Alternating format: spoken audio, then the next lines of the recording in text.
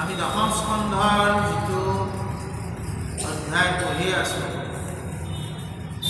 এই অধ্যায়টো যোৱাবেলি আমি কিছু পঢ়িছোঁ বা শুনিছোঁ। নাৰদে কৃষ্ণৰ যোগমায়া দৰ্শনৰ নিমিত্তে দ্বাৰকালৈ গৈছে আৰু কৃষ্ণ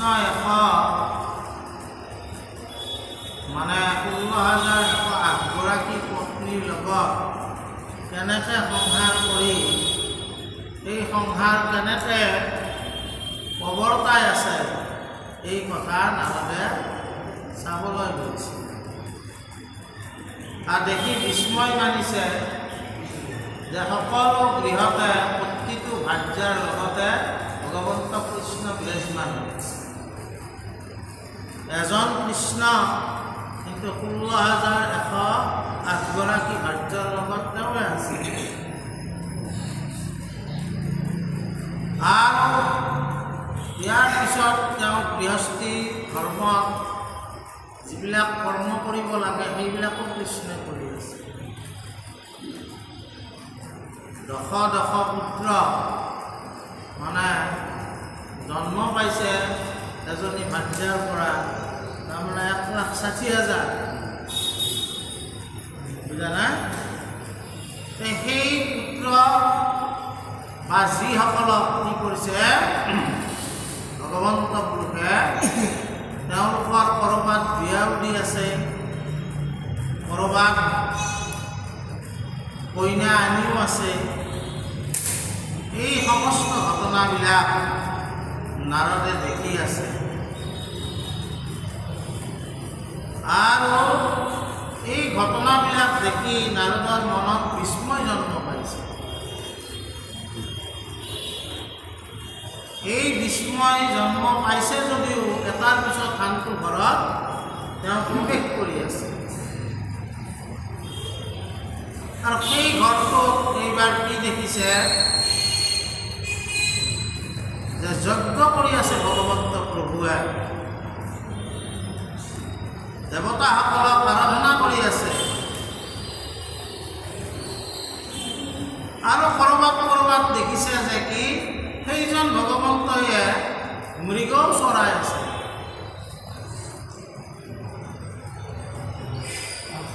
আৰু অন্তঃপুৰত থকা ভগৱন্ত কৃষ্ণই বাহিৰত কেতিয়াবা মৃগও চৰাই আছে। গতিকে এই সমস্তবিলাক দেখি নাৰদৰ বিস্ময় উপজিছে। ক'ৰবাত ৰজা পাত্ৰ মন্ত্ৰীসকলৰ লগত মিটিঙো কৰি আছে। গতিকে তেওঁৰ জিজ্ঞাসা ক্ৰমাগতভাৱে বেছি হৈ গৈছে।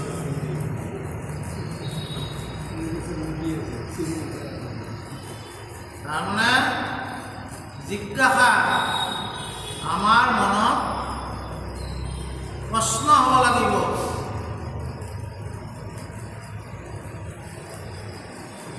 প্ৰশ্ন মনত উদয় হ'লে সেই মানুহ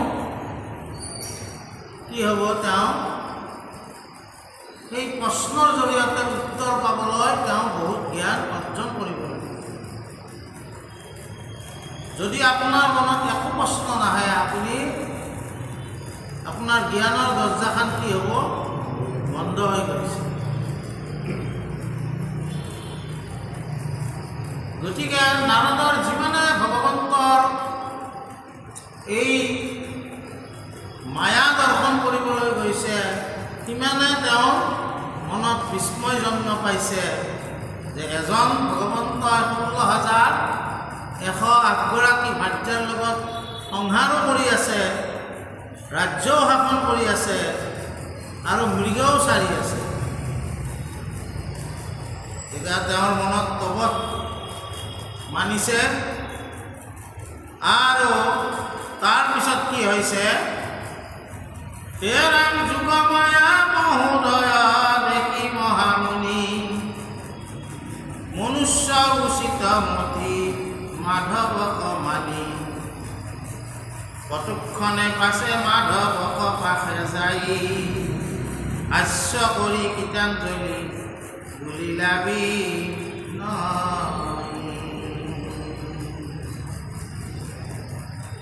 তজুৰ যুগ মায়াই আজি জানিল নিশ্চয়, যোগী জন যাক দুখ ৰূপে নজানয়, তজু পদ পদ্ম জাতো কৰিলা হানায়া, এতেকে যোগেশ্বৰ জানিল মায়া।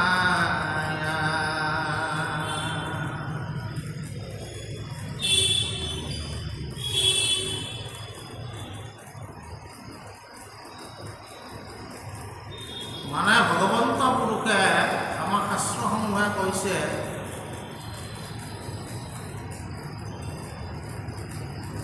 দেৱতা হ'লেও তেওঁ মায়া আবদ্ধ হৈ থাকে। সেইকাৰণে গুৰুজনে কি কৈছে যে ব্ৰহ্মাই আদি কৰি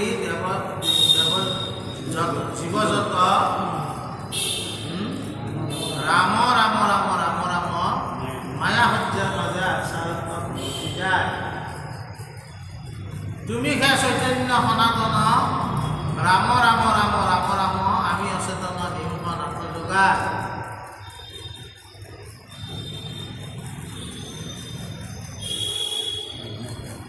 গতিকে তাৰমানে কথাটো হ'ল কি,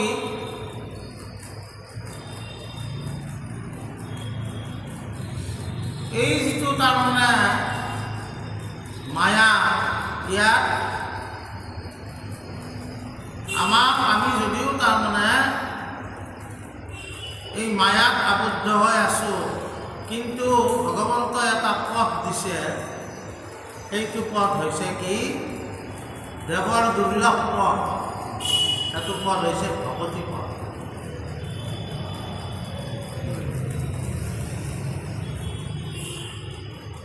এই ভকতি পথত যিসকলে খোজকাঢ়ে, আশ্ৰয় কৰিছে, তেওঁলোকে মায়া কৰাৰ উপায়ৰ সম্ভাৱনা থাকে। আৰু ভগৱন্তই নাৰদকো সেই কৃপা কৰিছে। নাৰদে আহি তেওঁ এই সমস্ত মায়া ঈশ্বৰৰ বিভূতি দৰ্শন কৰি শেষত তেওঁ বুজি পালে যে যদি মই মায়াৰ চকুৰে ঈশ্বৰক দৰ্শন কৰিবলৈ ওলাম, সেই মায়াৰ চকুৰে মোৰ ঈশ্বৰ দৰ্শন নহ'ব। ঈশ্বৰে যিমান এইবিলাক সংসাৰ দেখুৱাইছে, এই জগত বুলি দেখুৱাইছে, এইবিলাক মায়াৰ ৰচনা।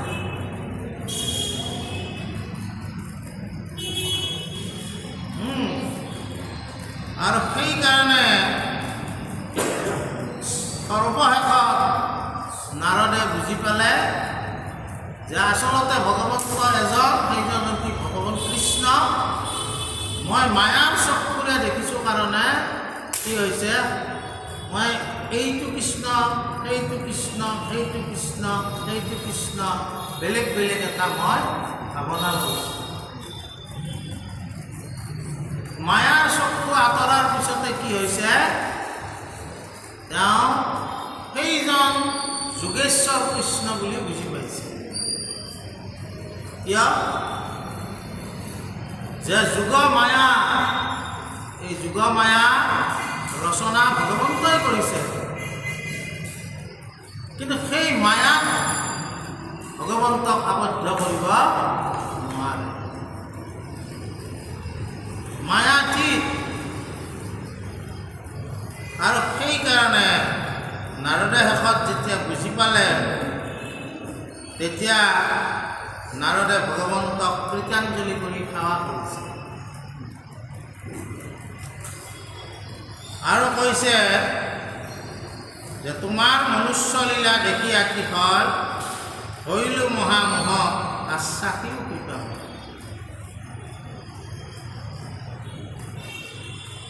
এজন ভগৱন্তই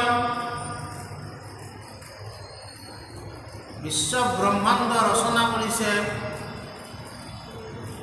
বিশ্ব ব্ৰহ্মাণ্ডৰ যত প্ৰাণী আছে তেখেতসকলক ৰচনা কৰিছে। অকল 16,108 গৰাকীয়ে ভগৱন্তৰ পৰিয়াল নহয়, গোটেই বিশ্ব ব্ৰহ্মাণ্ডখনে ভগৱন্তৰ পৰিয়াল। গতিকে হে ভগৱন্ত, মোহত আবদ্ধ হৈ আছোঁ কাৰণে মই সকলোকে বেলেগ বেলেগ দেখিছোঁ। সকলোৰে লগত ভগৱন্ত কৃষ্ণ আছে, আপোনাৰ লগতো আছে, মোৰ লগতো আছে, ইয়াত বহা সকলোৰে লগত আছে, পৃথিৱীত থকা যত আছে সকলোৰে লগত আছে, বিশ্ব ব্ৰহ্মাণ্ডত যত আছে সকলোৰে লগতে ভগৱান কৃষ্ণ আছে। কিন্তু মায়াত মোহে আমাক আবৃত কৰাৰ কাৰণে আমি আচলতে বেলেগ বেলেগ মই আৰু শব্দ দুটা আমাৰ মাজলৈ আহিছে। মই আৰু তুমি, আচলতে তুমি আৰু মই বুলি কোনো বস্তু ভগৱন্তই ৰখা নাই, চবেই ঈশ্বৰৰ অংশ।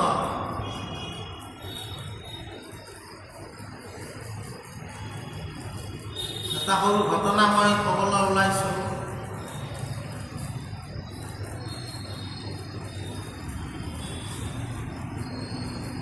সেইটো হৈছে কি, এটা গুৰুই এজন শিষ্যক জ্ঞানপন্থৰ তেওঁ বৰ শিক্ষা দিলে, কিন্তু জ্ঞানপন্থৰ শিক্ষা পোৱাৰ পিছতো শিষ্যজনে কৰ্মপন্থত আবদ্ধ হয়।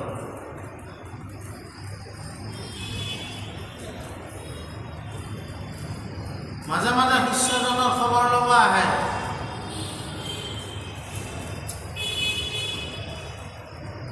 বিভিন্ন বেশত, একদিন ভিখাৰী বেশত আছে গুৰুই। তেতিয়া ৰাস্তাদি ৰজা গাইছে হাতীত উঠি, সকলোৱে চাইড দিছে, ৰজা আহিলে চাইড দিবই লাগিব।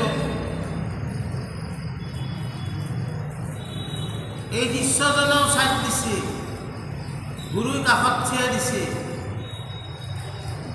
দিয়াৰ পিছত কাণৰ কাষত কৈছে, মানুহবিলাকে কিয় গুচি চাইড দি আছে? তুমি বুজি পোৱা নাই নেকি? ৰজা আহি আছে, দেখা নাই? বোলে কোন ৰজা? গুৰুটো নাজানা ভয় কৰিছে। কোন ৰজা? কি কোন ৰজা? সেইজন হাতীৰ পিঠিত উঠি অহা ৰজাজনক তুমি চিনি নাপাৱা? ক'ত তুমি ঘৰ? অলপ গুৰুজনক তেওঁ প্ৰকৰ্থনা কৰিছে। ৰজাকো চিনি নাপোৱা মানুহে ক'ৰ পৰা আহিছে? বোলে হাতীত উঠি, হাতী কোনটো ৰজা কোনটো?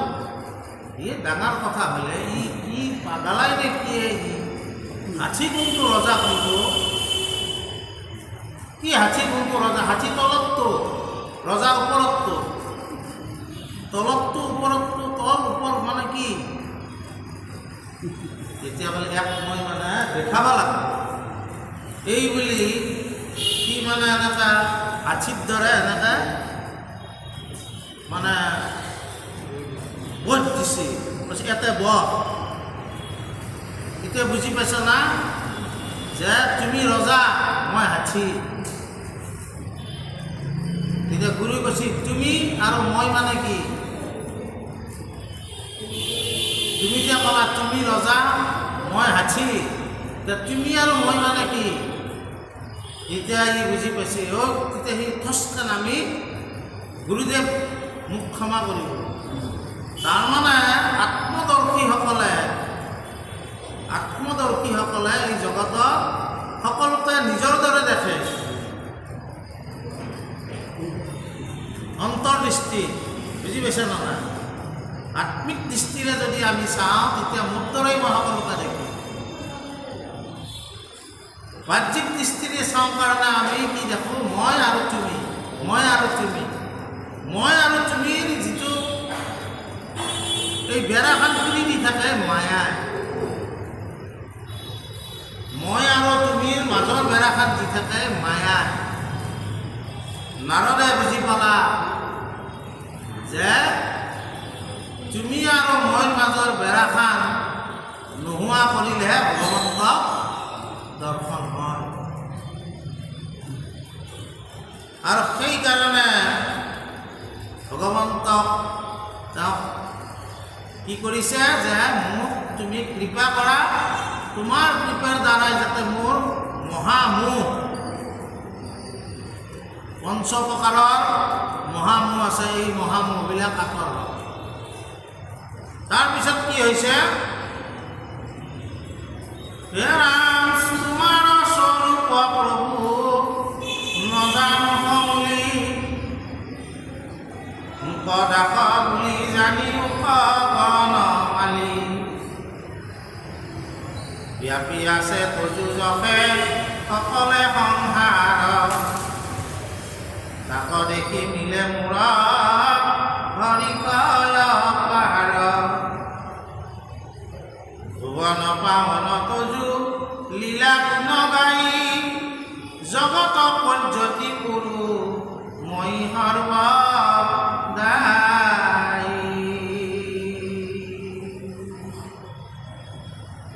ভক্তিপন্থ আৰু জ্ঞানপন্থৰ মাজত এইটোৱে ডাঙৰ প্ৰভেদ। জ্ঞানপন্থৰ লোকসকলে জ্ঞানৰ দ্বাৰাই ব্ৰহ্মক জানিবাৰ ইচ্ছা কৰে।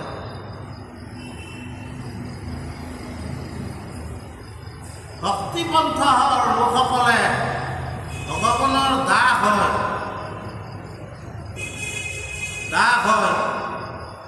তেওঁলোকে ভগৱন্তক চৰণত সেৱা কৰি হৰি কৃপা যিটো ভগৱন্তৰ কৃপা, এই কৃপা লাভ কৰে। ভগৱন্তৰ কৃপা লাভ কৰা সকলে, গুৰুৰ কৃপা লাভ কৰা সকলে তেওঁলোকৰ দৰে কোনো হ'ব নোৱাৰে। জ্ঞানপন্থই তোমাক জ্ঞানৰ দ্বাৰা লৈ যাব বহুতকলৈকে। ব্যাসো প্ৰথমে জ্ঞানপন্থৰে আছিল, এই ভাগৱতৰ ৰচনাৰ কাল। ব্ৰহ্মক তেওঁ আগত হাজিৰ কৰিব পাৰিছিল, কিন্তু ভকতিপন্থ শাস্ত্ৰ নিলিখাক লাগি তেওঁ কমপ্লিট হোৱা নাছিল, ইনকমপ্লিট হৈ আছিল। গতিকে নাৰদেও আজি কৈছে কি বুলি, যে তোমাৰ স্বৰূপ আমি নাজানো সমূলি, মোক কেৱল তুমি দাস বুলি লোৱা বনো।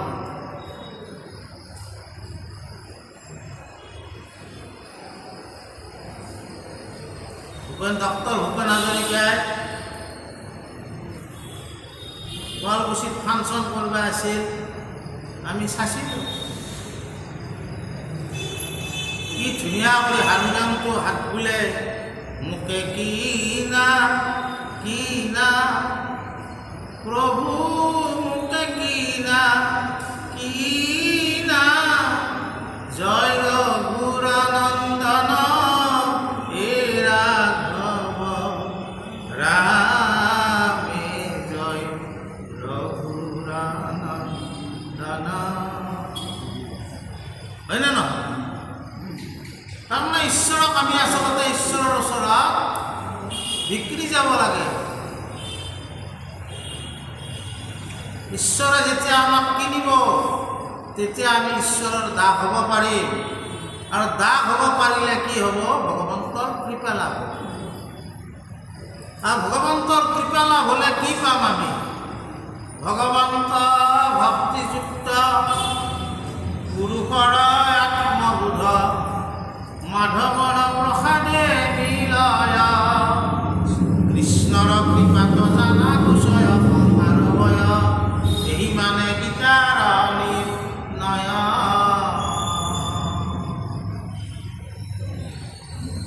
আত্মবোধ যিটো, সেইটো ভগৱন্তৰ কৃপাত জন্ম পাব। আৰু তেতিয়া কি হ'ব? এই সংসাৰৰ ভয় আঁতৰ হ'ব। হয়, কৃষ্ণৰ কৃপা তুমি কি ভগৱন্তৰ স্বৰূপ, যিটো স্বৰূপ জানিবাক লাগি সমৰ্থ। সেইকাৰণে নাৰদে কৃপা খুজিছে আৰু কৈছে কি, যে তুমি গোটেই জগতখনতে ব্যাপী আছা। ভগৱন্তৰ এটা নাম বিষ্ণু। বিষ্ণু মানে কি? যিটো ব্যাপক হৈ আছে, ব্যাপক ৰূপত আছে, সেইটোৱে হ'ল বিষ্ণু। আৰু তোমাৰ সকলো গুণবিলাক আমি কি কৰি আছোঁ? বৈষ্ণৱসকলে গাই গাই প্ৰৱৰ্তাই আছে। বৈষ্ণৱৰ কাম কি? বিষ্ণু জ্ঞান জগতত প্ৰচাৰ কৰা। গতিকে নাৰদে কৈছে সেই ভগৱন্তৰ গীত গানে আমি জগতত প্ৰচাৰ কৰি আছোঁ। তাৰপিছত ভগৱন্তই তেওঁক কি কৈছে আমি শুনো। হে ৰাম ঋষিক আশ্বাসী হৰি বুলিলন্ত হাঁহি বহু ভক্ত কথা তাংক শুনা দেৱ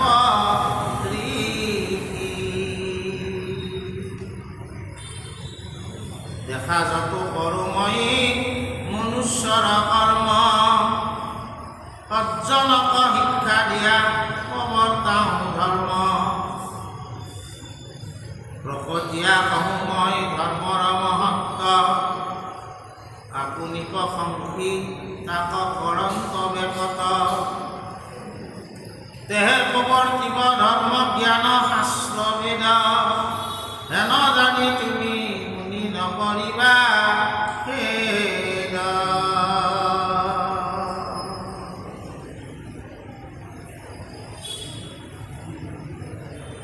প্ৰকৃতি পুৰুষ দুয়ো নিয়ন্তা মাধৱ সমস্তৰে আত্মা হৰি পৰম ভগৱান।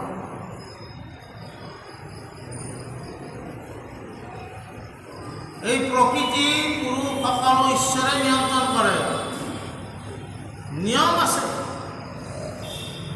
নিয়ম অনুসাৰে আমাৰ অষ্ট বসু, দ্বাদশ আদিত্য, একাদশ ৰুদ্ৰ এই সমস্তই নিজা নিজা নিয়মত জগতখন পালন কৰি আছে। সদায় সূৰ্য কি হৈ আছে, উদয় হৈ আছে, অস্ত যাই আছে। জানা বায়ু বতাহ অক্সিজেন আমাক দি আছে। এই সমস্ত ঈশ্বৰৰ আদেশত হৈ আছে। আমি ভক্তিবাদী মানুহসকলে সেইটো বিশ্বাস কৰোঁ। কিন্তু সেই ভগৱন্ত পূৰ্ণব্ৰহ্ম জগতৰ কৃষ্ণই এই সমস্ত কি কৰ্ম কৰিছে? 16,108 গৰাকী বিয়া কৰাই, পুত্ৰ পুত্ৰীসকলৰ বিয়া দিছে। এইবিলাক সাধাৰণ মানুহৰে কৰ্ম, ঈশ্বৰৰ কৰ্মটো নহয় এইবিলাক। এতিয়া ভগৱন্তই কৈছে যে শুনা দেৱৰ কি আমি যদিও প্ৰকৃতিতকৈ শ্ৰেষ্ঠ, কিন্তু প্ৰকৃতিৰ যিটো নিয়ম আমিও মানি চলিব।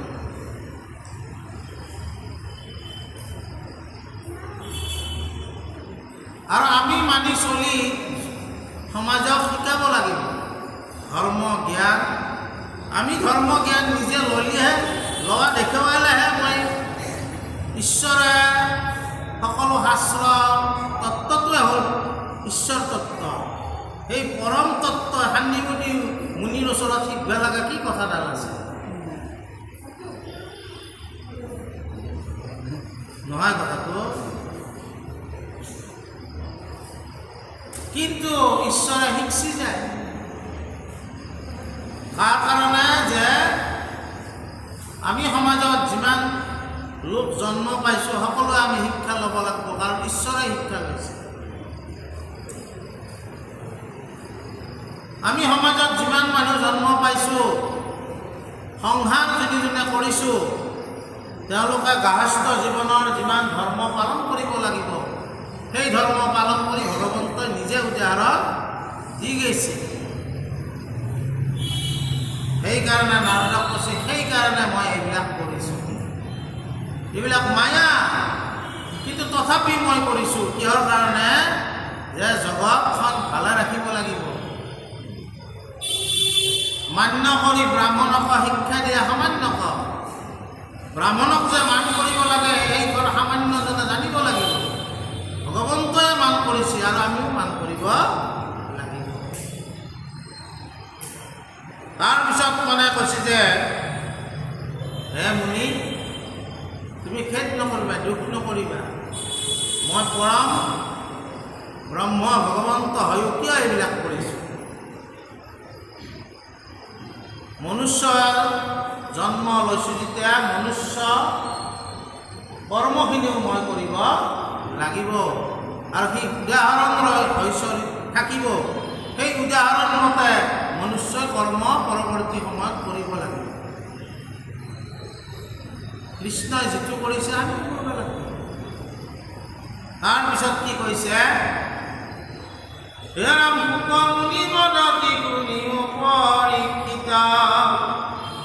কৃষ্ণৰ বচনে লিখি ভৈলা হৰকিত ভুৱন পাৱন সজ্জনৰ ধৰ্মযত ঘৰে ঘৰে হৰিতাক কৰন্ত ব্যাপত অবাৰ গৃহত সেই এক ভগৱন্ত মহামুনি নাৰদে প্ৰত্যেক দেখিলন্ত অনন্ত বীৰ্যৰ যুগ মায়া মহোদয় বাৰে বাৰে দেখি শুনি আনন্দ বিস্ময় আশ্বাসিয়া কৃষ্ণে পাছে দিলন্ত বিদায় মাধৱ কস্মৰি ৰীতি গৈলা বিনা বাই।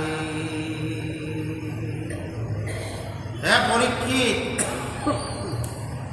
ভগৱন্তই যেতিয়া নাৰদক কথাবোৰ ক'লে নাৰদৰ মনত আনন্দ আহিল।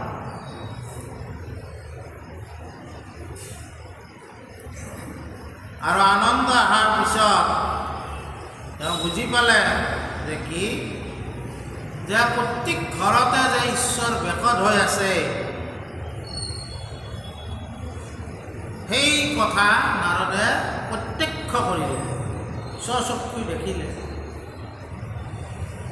আমাৰো প্ৰত্যেক গৃহতে প্ৰতিজন ব্যক্তিৰ আত্মাতে ভগৱন্ত বিৰাজমান হৈ আছে,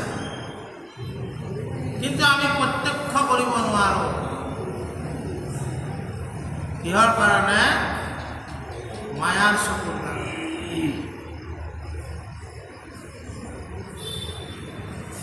আপুনি জীৱনৰ সাক্ষী কৃষ্ণ কৃপাময় সাক্ষী স্বৰূপে আমাৰ ভিতৰতে আছে।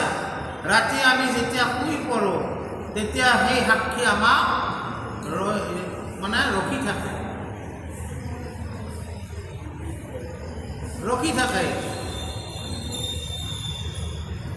নাৰদে তাৰপিছত বুজি পালে। তাৰপিছত নাৰদক ধুনীয়া কৰি বিদায় দিলে আৰু নাৰদেও ভগৱন্তৰ গুণ স্মৰণ কৰি শ্ৰৱণ কৰি কীৰ্তন কৰি সেই ঠাইৰ পৰা বিদায় দিলে। তাকে শংকৰদেৱ গুৰুজনে নাৰদৰ কৃষ্ণ দৰ্শন বুলি কীৰ্তনতো এটা অধ্যায় লিখিছে। তাৰপিছত কি হৈছে?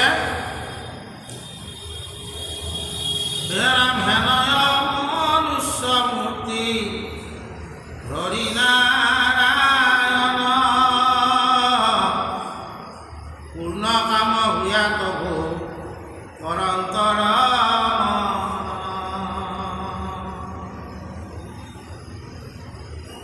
সহস্ৰ নিজ ভাজ্যাৰ মন্দিৰে বিশ্বৰূপ প্ৰকাশিয়া দেৱ দামোদৰে সজ্জন সুন্দৰ হাস্য কটাক্ষে ললিত কৃষ্ণ মুখ দেখি যত ৰমণী মোহিত মাধৱে সাধিল ভকতৰ মনোৰথ প্ৰকাশিল নিজ কীৰ্তি মুকুতিৰা পথ।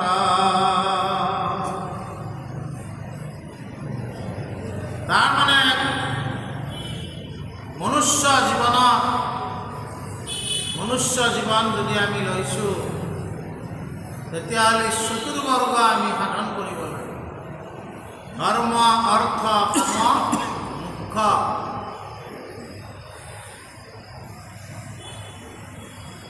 ধৰ্ম, অৰ্থ, কাম, মোক্ষ এই চতুৰ্বৰ্গ সাধন কৰিব লাগে।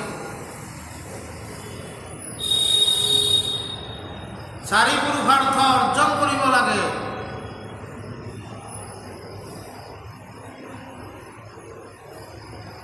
আৰু সেই চতুৰ্বৰ্গ বা চাৰি পুৰুষাৰ্থ অৰ্জন কৰাৰ কাৰণে আমি ধৰ্মীয় হ'ব লাগে।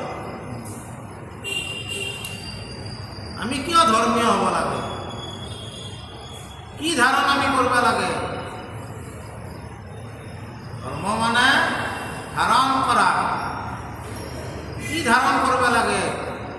মনুষ্য হোৱাৰ কাৰণে আমি এই ধৰ্ম ধাৰণ কৰিব লাগে, যি ধৰ্মৰ দ্বাৰা আমি চাৰি পুৰুষাৰ্থ অৰ্জন কৰিব পাৰোঁ। আৰু ঈশ্বৰসকলে ভগৱন্ত পুৰুষেও এই চতুৰ্বৰ্গ সাধন কৰাৰ কাৰণে নিজৰ গৃহতে কেতিয়াবা যজ্ঞ কৰা দেখুৱাইছে, কেতিয়াবা ভকতক সেৱা কৰা দেখুৱাইছে, কেতিয়াবা ব্ৰাহ্মণক ভোজন কৰা দেখুৱাইছে। তাৰ লগে লগে তেওঁৰ যিটো কৰ্ম, তেওঁ যিটো ৰাজকৰ্ম, সেইটো কৰাও তেওঁ দেখুৱাইছে। আমাৰ যাৰে যিটো কৰ্ম, সেই কৰ্ম আমি কৰিব লাগিব। কৰ্মৰ লগে লগে আমি মনুষ্যত্বও কিন্তু অৰ্জন কৰিব লাগিব। এই বুলি ভগৱন্ত পুৰুষৰ প্ৰত্যেক ঘৰতে যেনেকৈ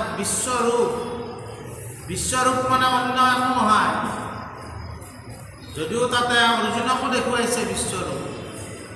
গোটেই জগতখনে ঈশ্বৰত সমাহিত আছে, সেইটোৱে বিশ্বৰূপ।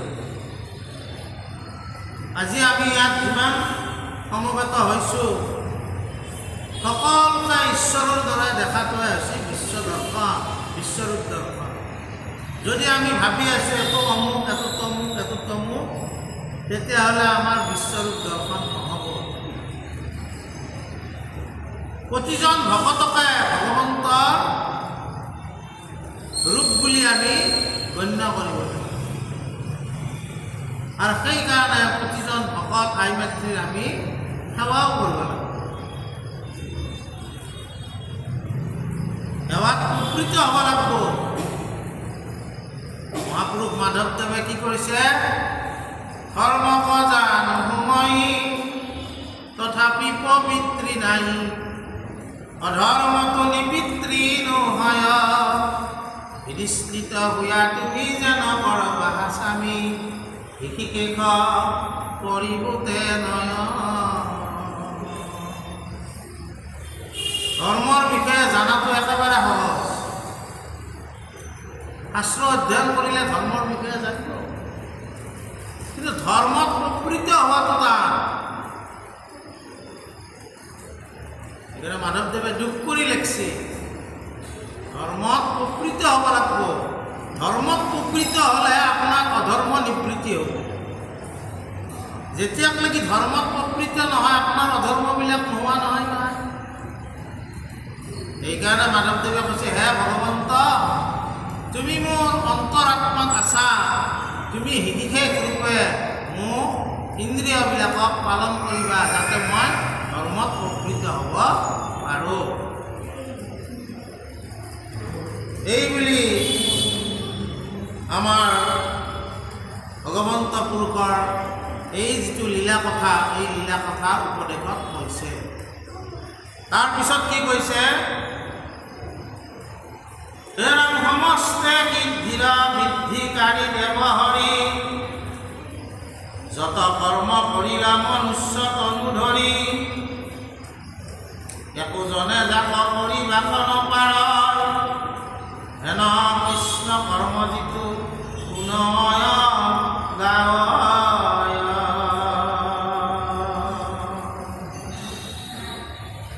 যিটোজনে প্ৰশংসয় প্ৰসন্ন বদনে, সমস্ত পাতক তাৰ নহয় শিক্ষণে, অপঙ্গ ভগৱতী তাৰ মিলে মাধৱত, ভগৱন্ত দেৱ যিটো মুকুতিৰ পথ।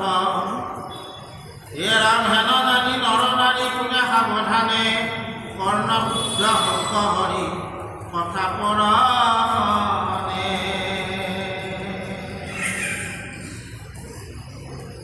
ভগৱন্ত হ'ল সৰ্বসিদ্ধিৰ অধিকাৰী।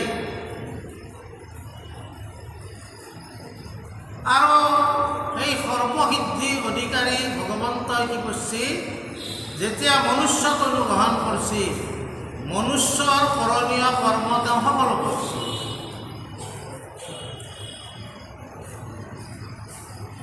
আৰু কি হৈছে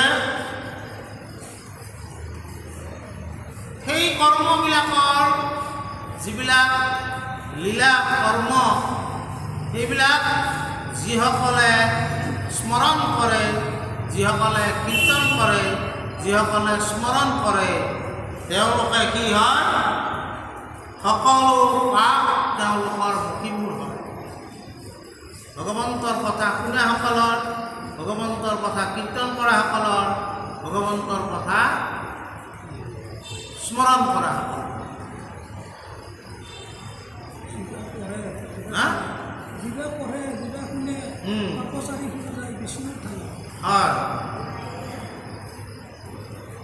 এই পুণ্য তেওঁলোকৰ অৰ্জন হয়, সকলো পাপ দূৰ হয়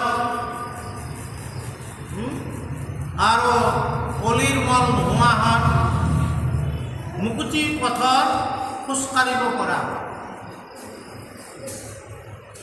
তাৰপিছত কি কৈছে, সেইকাৰণে আমাক কৈছে যে শ্ৰৱণত শুদ্ধ হৈব মন সৰ্বদায় কৰিবিক কৃষ্ণ কীৰ্তন। শ্ৰৱণ কৰিলে আপোনাৰ মন শুদ্ধ হ'ব আৰু তেতিয়া আপুনি শুদ্ধ মনেৰে শুদ্ধ কীৰ্তন কৰিব পাৰিব। আৰু কি কৈছে যে সেইকাৰণে আমাক ভগৱন্তৰ কথা সাৱধানে শুনিব দিছে। এই ভগৱন্তৰ কথা যেতিয়া চলি থাকে তাত কোনো যাতে গণ্ডগোল নহয়, কোনেও যাতে ব্যাঘাত নজন্মায়, এই কথাটোত বিৰাট সাৱধান হ'ব দিছে। কাৰণ সেই কথাই কি কৰিব, আপোনাৰ কৰ্ণ শুদ্ধ হ'ব। কৰ্ণ পথে ভকত ইয়াত প্ৰৱেশী হৰি, দুৰ্বাসনা হৰে সমস্তয়। কৰ্ণইদি আমি যেতিয়া শুনিম তেতিয়া সেই কৰ্ণৰ কথাবিলাক অন্তৰত ইয়াত প্ৰৱেশ কৰিব। ইয়াত প্ৰৱেশ কৰিলে আপোনাৰ যিবিলাক দুৰ্বাসনা সেইবিলাক নোহোৱা হ'ব। সেইকাৰণে সাৱধানে আমাক ঈশ্বৰৰ কথা শুনিব দিছে। তাৰপিছত শেষত কি কৈছে,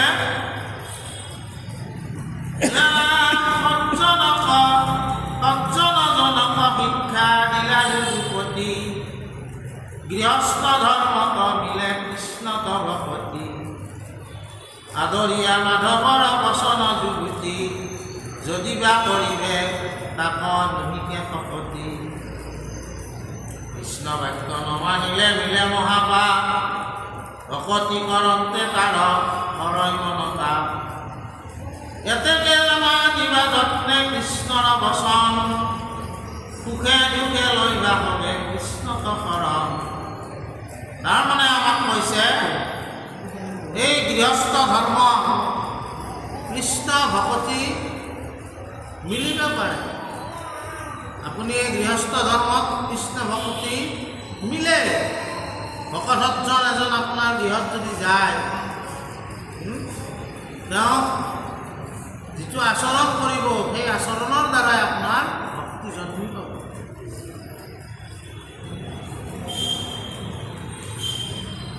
এই গৃহস্থী হৈও কৃষ্ণ ভক্তি কৰিব পাৰি। আকৌ কৈছে যে কৃষ্ণ বিষয়ক যিবিলাক বাক্য শব্দ এইবিলাকে কি কৰে, আপোনাৰ মহাপাপ নাশ কৰে আৰু মনৰ তাপো নাশ কৰে। মনত তিনি প্ৰকাৰৰ তাপে আমাক ক্ৰিয়া কৰি থাকে। তাপ মানে আমি জুই একুৰা খেতিও তাপ পাওঁ, সেই তাপৰ কথা আমি কোৱা নাই।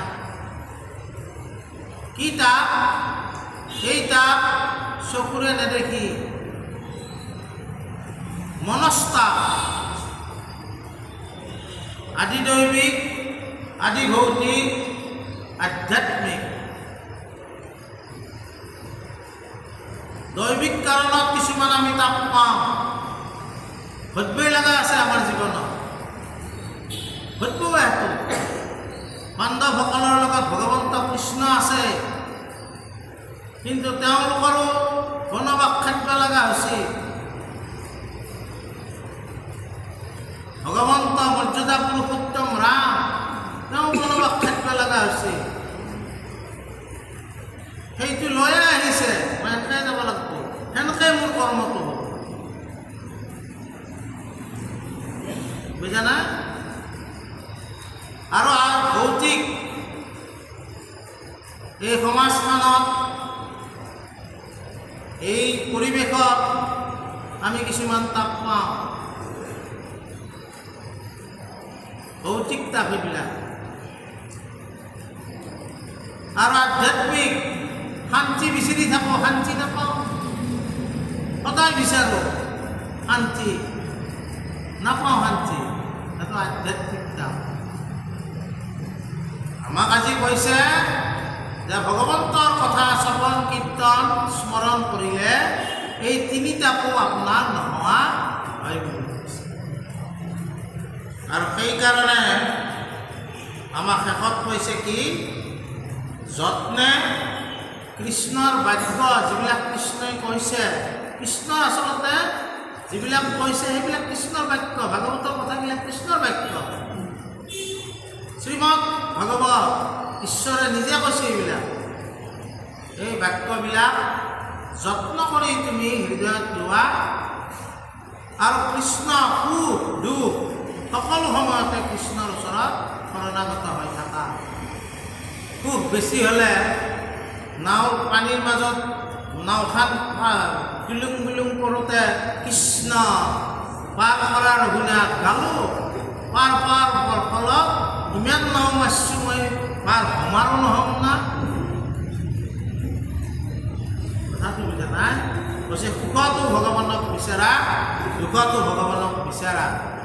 গতিকে এইখিনি কথাই আমি আজি আলোচনা কৰিলোঁ। কৃষ্ণ হে ৰাম অনন্ত কন্দলি কহে কৃষ্ণৰ চৰণে, মূৰ গতি নাই নাৰায়ণ বিনে। সাধুজনে এহি মোক কৃপা কৰি উক, আচাৰে ডাক চাৰি ৰাম সুখী হক। হে ৰাম সাধুজনে এহি কৃপা মোক কৰি উক, আচাৰে ডাক চাৰি ৰাম সুখী হক। হৰি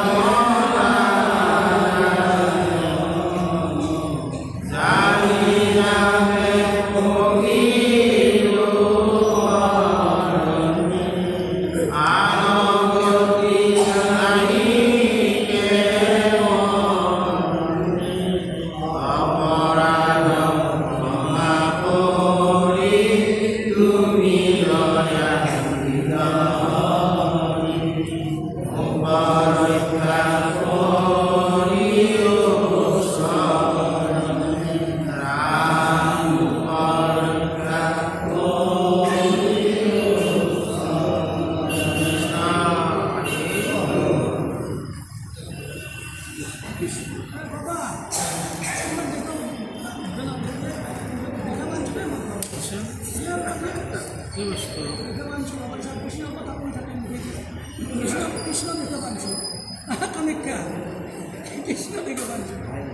আচ্ছা, এইটো মানে বহুত আগতে হৈছিল, আঁকছিল, এইটো এইখন বিক্ৰী গৈছিল হয়নে? মই পঢ়িছোঁ এইটো।